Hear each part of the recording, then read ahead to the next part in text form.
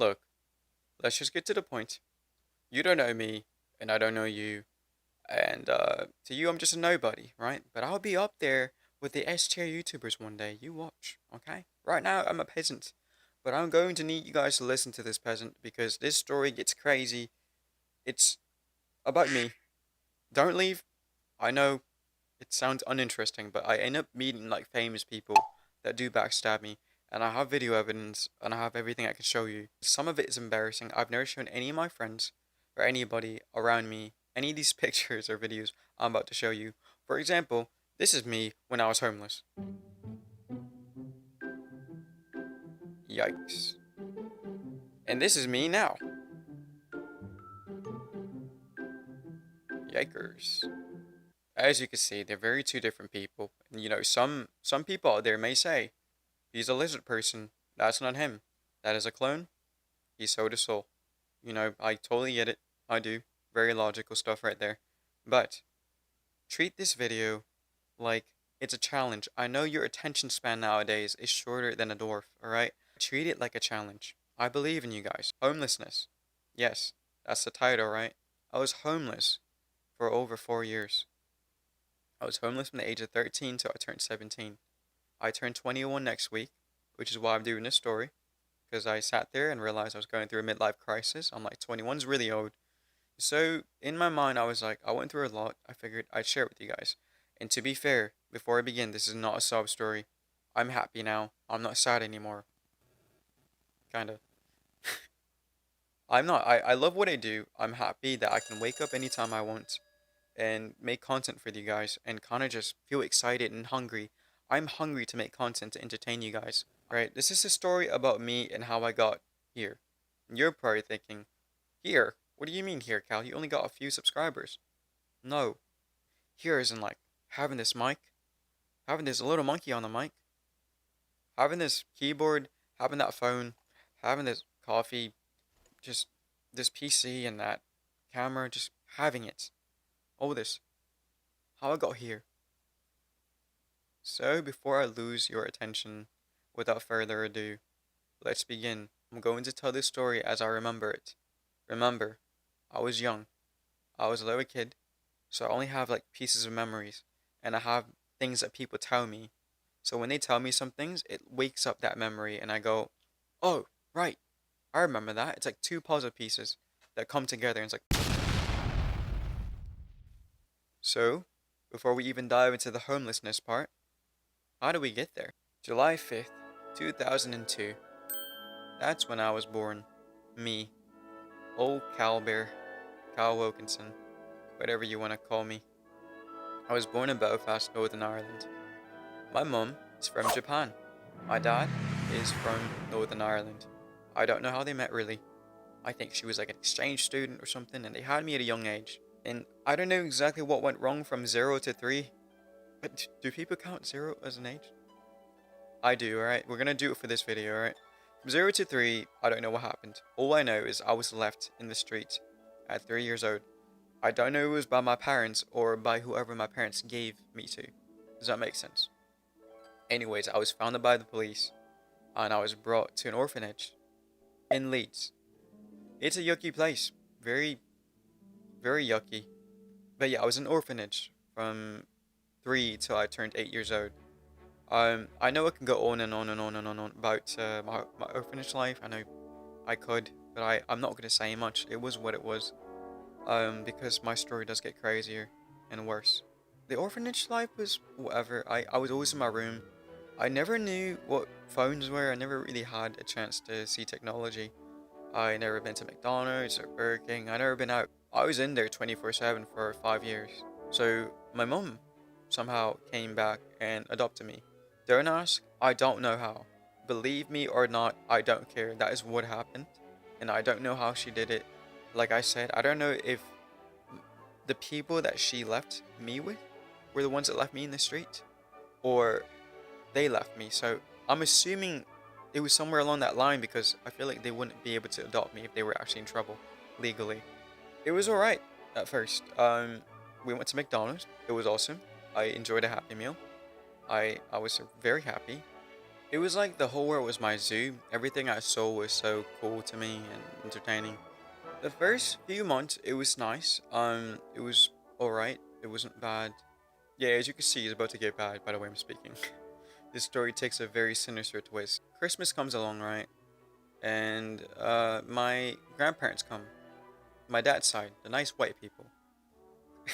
Look, I know how that sounds. My mom's side, they're crazy, alright? Asians are crazy, alright? I'm gonna be with you guys. Alright? They're nuts. Always fighting each other. It's like they're always competing against each other. Those of you that know, alright? So my dad's side of the family, my nan got me a guitar and she got me a Nintendo GameCube. And yeah, I think it was Super Smash Bros. Then one day my dad just took out the GameCube and stomped on it. I think it was because of my mum. I cried, and my mum was like, "Oh look, he's crying like a baby. Oh, see, they babied him in the orphanage. That's why he's like this. He'll never be a man." I ended up even getting stabbed by my mother. I'm not joking. Here's some pictures of it.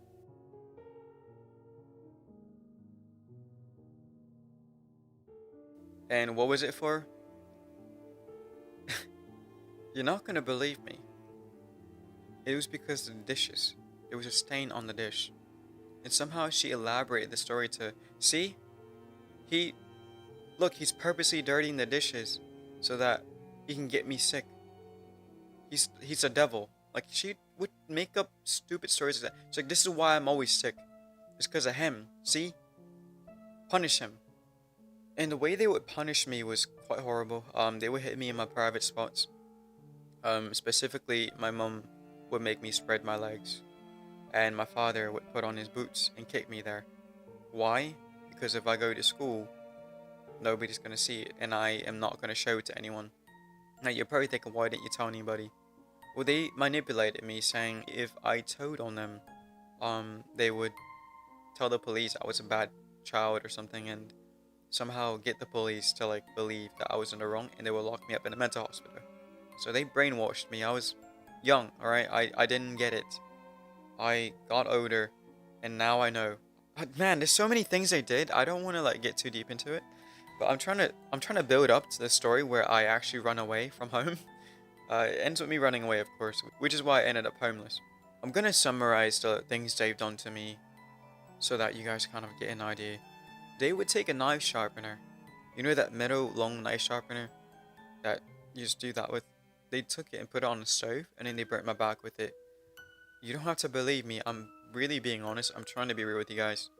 Kara, even she knows. She's my fiance. She's seen me. Anybody that knows me knows what I'm talking about. And yeah, I have scars on my back. So I was the type of kid that would be in school that I would look at the clock, and everybody would be waiting, and they would feel excited to, get out of school, get out of class. I'd be scared to go home. I hated it. I didn't want to go home. I wish the day was longer. And yeah, it sucked. School passed by fast for me and it went by slow for most people. So how's that for a wake-up call? We ended up moving to the States in a small town. I don't want to get too detailed, but it's called Stoneham, Massachusetts. There was this door that led to the basement. It had like one of those hooks that latched on. There was like a dog door or a cat door. It was already there when we got it. You know, people put alarm systems to keep people from breaking in. It was to keep me from leaving the house. You probably think I'm biased right now, but like, I was just a kid. I did kid stuff, I wasn't very disobedient. I got good grades, because if I didn't, I would get my ass kicked really bad. Yeah, anyways, there was this door, and my room was the basement.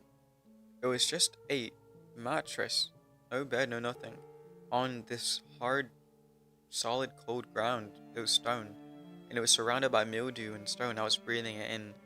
The bathroom was upstairs. So they would leave the house for like 8 or 9 hours to work, wherever. My dad worked at a place called Foxborough. I think it's Massachusetts or Rhode Island, something around there. I don't remember. So he drove like an hour and a half away, something like that. So yeah, I was holding my pee for a long time. There was one day where I needed to use the bathroom really bad. I took a broom, right? I fit it into the cat door, and then I pointed it up. Now picture this latch, right? The broom would hit it up, so the latch would pop open. It was a hook in the latch, and it would pop open. I figured out a way to get out. So I think my parents really set up me up for like survival skills. And I went to use the bathroom. And being a kid that I am, I turned on the TV and watched it for the first time. My first glimpse of freedom. And by now I was like 10 years old. And yeah, I think I forgot what I did, but I tried to put the channel back onto like an adult channel, not a cartoon. I was watching SpongeBob. It was the it's the best day ever. That one, right? I changed it to a normal channel before I went back downstairs. Now you're probably wondering, how did he get the hook in the latch to go downstairs on the other side of the door?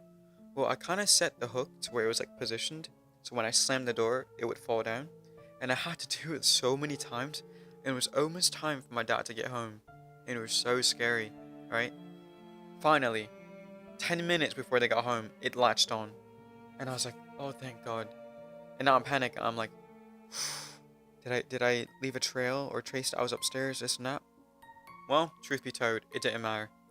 My mum is so crazy. She apparently took a picture of the remote, and she remembered the channel it was on. It was on Fox News. Yeah, tell me about it. They brought me up there, and that's the day I got burned and all that stuff happened. And they force fed me. Now my mum was crazy. I swear, I don't know what she was, but she had something. She had something going on up there. Like, I want to care about them, I want to love them, I do. I was like a very tiny kid. And she said, oh look, he's starving himself so that he can make us look bad when he goes to school. So it looks like we're, mistreating him or not feeding him. So they would put a timer on for my food. I would have to eat in 5 minutes. And they would make this meal. It was like a frozen bagged food that was for 2 people. It literally says serving size for 2 people. And I was just a 10-year-old having to eat this in 5 minutes. So obviously I couldn't do it. Every time the timer went off, after a minute passes, after 5 minutes, every minute that passes, I was kicked in the balls by my dad with his shoes on. Not joking. It got bad. It hurt to pee. I'm not joking. It was horrible. And eventually I threw up.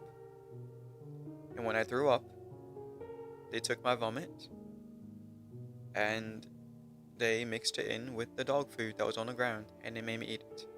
And she had a spoon and she would put it in my mouth, a metal spoon, and my gums would bleed and everything would bleed and I would choke. And my dad actually stepped in for once and said, that's enough. We can't do this. Like, pretty much, like, that's too far. As if everything else they did wasn't as bad.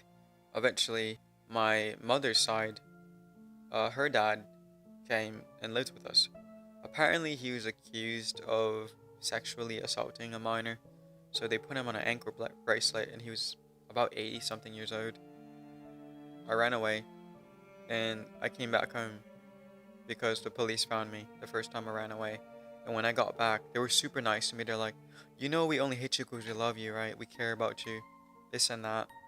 And they were like, we're gonna try to change that. We're not gonna hurt you anymore. It lasted a week. So one day I came home from school and I found my grandfather hanging by his belt. He hung himself on the door. So there's an entrance. You open the front door and then there's a living room, and the living room's connected to the balcony, and there's another door that leads to the balcony. So when you open that door, you see that door, and he was hanging there. And apparently the police was already called because people driving by can see him through the balcony. They just twisted the story, and there were so many things they said, and they were like, because you ran away, he thought it was because of him. And he killed himself because you didn't believe that he wasn't a creep or whatever. I don't know if he's guilty or not, but whatever happened, he ended up doing that, and I got blamed for that. There was only so much I could take. So, I ran away. First thing I did was steal a phone from Walmart. Yeah, I needed a phone. I did. And I would go to a Starbucks and download music on it and kind of like use the maps. The maps would stop working if you're offline, but they still work as long as you're on the page, even if you're offline. And I met a girl online and I told her my situation. Eventually, I ended up in a homeless shelter. And in this homeless shelter, Apparently they buy you Greyhound buses. For those who don't know what a Greyhound bus is, it's pretty much it's a bus that takes you state to state, and you need an ID apparently and everything. Apparently I didn't. Um, when you're homeless, they buy the tickets for you, and they explain the situation to the Greyhound people. And the only way they buy you a ticket is this: they need to know you have a place you're staying at. So I told them I have an auntie in Atlanta, Georgia, which is where she was. And she pretended to be my aunt, and all they have to do is call her. You don't believe me? Look it up. I swear to God, they just had to call to confirm. I texted her to tell her what to do, to just say I have a place to stay, and she confirmed that I was staying there, and they bought me a ticket there. So I arrived there, and I was homeless in Atlanta for a while, and then me and her both ran away together. I know it was stupid. I feel dumb for it, but you know I'm just a runaway teenager, and we hitchhiked on a ride all the way to California, which is where she got caught and taken away. They kind of found out who I was. I told them what happened, not with the abuse or anything. So I don't know what happened exactly, like legally, but all I know is this: I got taken away to a place in the UK, back to one of my family members. So I get there the same night I left. I was afraid that my parents were going to come back. It was a 5 hour ride from Leeds to London, and I was homeless there for a bit. Now, I didn't tell you guys any of this. I had a guitar. I mentioned it earlier that I got for Christmas, but that's what I did. I took my guitar and I started to busk in the street for money. Eventually, I got caught again, and they brought me back to my parents in the States. At first, they were kind of like, you know, we love you. All that. They just did all that same shenanigan. I don't really want to talk about the journey, but it was a long trip, uh, hopping trains and stuff to get to California again. I arrived in downtown LA. Yeah. This is crazy. I arrived in downtown LA, and I was so nervous because I didn't have money or anything for a bus, whatever. And even if I did, I didn't know how to use it. I was scared. It was like called the Blue Bus or whatever. I don't know how long it is really, but you guys can look it up. It was a whole day of walking. I walked from 7th Street in downtown LA all the way to Santa Monica, and I walked all the way from Santa Monica to Venice Beach. And this is when it got kind of fun. I enjoyed it. I'm not gonna lie. I really liked it. I felt free for once. I think because my life was so bad before that being homeless wasn't so bad. And yeah, I played guitar there and I made more money than I did in the UK. Bro, I know one day we'll both own a home and you'll be my wife and I'll be your man. And I don't. And there was this man named Major in front of the Snapchat building. If you guys know, you know what I'm talking about. Here it is. So they called this the Snapchat building. I don't know. I would be like right here. And there's like white blocks on the ground usually where street performers could perform. And Major would be right here. It seems like they're taking it down. He was a guy from Africa, like actually from Africa, and he came down here and was homeless, and he lives his life like that. Um, and he would be right here with the banjo thing, and it ended up getting stolen. And I would play guitar here, so I would give him the money that I make, at least like 75% of it. And yeah, it was nice. And these people, there should be a lady with glasses here. There was this lady, she would give me food. The glasses lady. And people here would come out and give me coffee. So I would do that 9 hours a day, 10 hours a day, it doesn't matter. I did it from day to night. Then when I woke up, I stood here and I played my songs and I sang for hours and hours. And by now I'm like 14 years old. So because I knew I did that, I went to YouTube, right? And I did exactly this. I'll do it in front of you guys. So I went to YouTube and I typed in Venice Beach Boardwalk 2018, right? To see if I could find myself. Because I know I perform there every day from day to night. I would end up on somebody's vlog. And I did. There's me with the guitar right there, and a lady gives me money. That's me, right there. That was me, I'm not joking. See, that's crazy. So, that's me, homeless. Looking at me now, it's kind of nuts to see that I became this. I was so weird back then. It's quite wholesome, but it's holy, more like holy shit. So I'm gonna show you guys what I slept under. So I had my guitar with me and everything. I would sleep under these things, right here. So every time I slept here, when it rained, I would sleep under this thing, so the rain would actually fall around me, and I wouldn't get wet. However, when I woke up, unfortunately, you're gonna hate this word, my clothes would become moist. And because of the condensation or whatever, now I'm going to show you guys some videos of when I was homeless. I was a very yucky looking person when I was homeless. But you guys know what I look like now, so I'm not too insecure anymore. But boy, was I gross. So this is my time in New York for the first time, and I was still homeless. And yeah, that's how gross I am. I don't know what I'm saying there, but it was very stupid. I look so weird, man. Like, God. Ugh. Eventually, I ended up here. Now, how did I go from homelessness to that? Well, let me tell you. I'm not trying to hype myself up, but I'm a very decent singer and songwriter, and I play the guitar very well. So, it made me a lot of money. For example, here's one of my songs now.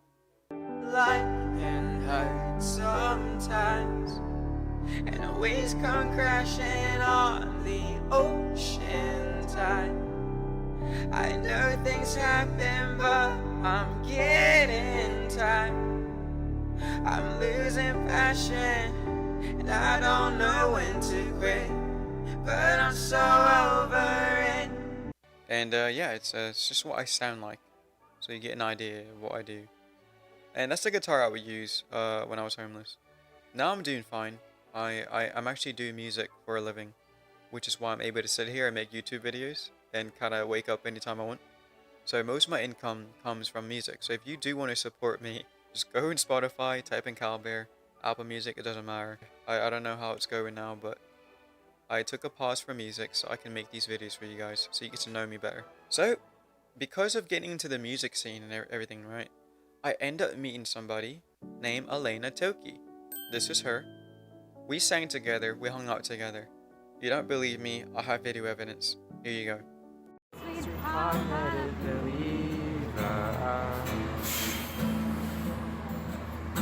my hands in the air. Zombie, zombie, zombie. Crazy, get down.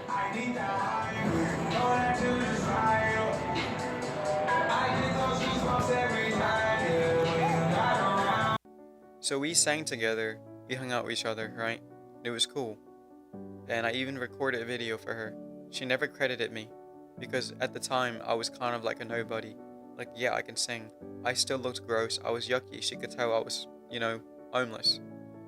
And now I'm like, Jesus, imagine if they saw me now, like, it'd be a different story. Eventually, I made enough money to actually get out of homelessness. Through music. My path that I took has nothing to do with your path if you're in my situation right now. I can only suggest one thing and tell you that YouTube is a world where you can learn anything you want. Whether it's guitar, singing, mechanics, it doesn't matter. Whatever you want to learn is there. I'd say take what you love to do and become a master at it and make it your job. And right now I want to be a YouTuber and I want to be a singer-songwriter for the rest of my life. I ended up becoming a ghostwriter for a lot of people, and that's how I make most of my money now. So yeah, now I want to kind of put out my own albums and do it for me. You know, I feel like I've been doing it for a lot of people. So there were times where I would use my money to actually go to Whole Foods. Don't ask me why, I know it's expensive. But I'll go to Whole Foods and get their rotisserie chicken, which was only $10. And it was like a giant whole chicken. And I would make that last throughout the day. Like throughout the day, I really would. And I would make it last to the next day. To you, it sounds gross. To me, it was like I needed to survive. And I kept it in my bag. But when you're hungry, man, you're hungry. I even had to dumpster dive and eat And every morning they would come out with donuts and feed the homeless, and I would eat. I had a friend take out food from the bin that looked untouched, and I ate it. It was disgusting, but yeah, I had to survive. And eventually, I landed myself a place on Venice Beach. Now, this is the fun part. So, I ended up buying something insane. I made an insane amount of money from ghostwriting. Let's just say I bought a Porsche. Yeah. I know, I was young. I bought my first big purchase. Well, I took that car, and you know where I was playing the guitar to kind of just busk when I was homeless? And I told you there was that old lady selling glasses that would give me food. Well, I went down there, and I parked there, because right there is a parking space. I got out of the vehicle. This is about a year later. I'm like 17 now. And I took out my guitar, and this time I took out speakers and a microphone. I never had that before. And I did what I did when I was homeless, and I played there. And they're like, oh my god, you made it. And people from the Snapchat building were like really happy for me. It was really nice. I'm not Mr. Beast or anything, but I gave that lady $1,000, and I gave my money away to the people that I was homeless with, and I still had enough, obviously. I wasn't stupid. And yeah, it was just really, really nice and surreal. So now sitting here talking to you and talking to you guys in front of this screen is quite insane to me. Like, I went from this I know I'm young, I know we'll grow. to this, to just whatever this is. So that being said, I don't know where I'm going with this channel. If I want to do gaming, if I want to do vlogs, if I want to do, you know, news, I want to do it all, and music as well. And I just want to share this with you guys so you get to know me better. I spent whatever 2 hours recording this video, so however long this video is, I summed it up from 2 hours. With that being said, my birthday is next week. It's going to be in July 5th. I met a beautiful girl throughout this journey. Her name is Jill, but you guys know her as Kara. She's now my fiance, which is why I made this YouTube channel, because she's on the other side of the world and I'm here in California, and I can't do it without you guys. And I need a stable YouTube channel so that it is possible for me and her to kind of live together and be comfortable and not worry paycheck to paycheck. So yeah, we'll see how this channel goes. But enough rambling. I'm happy where I'm at. Thank you guys so much.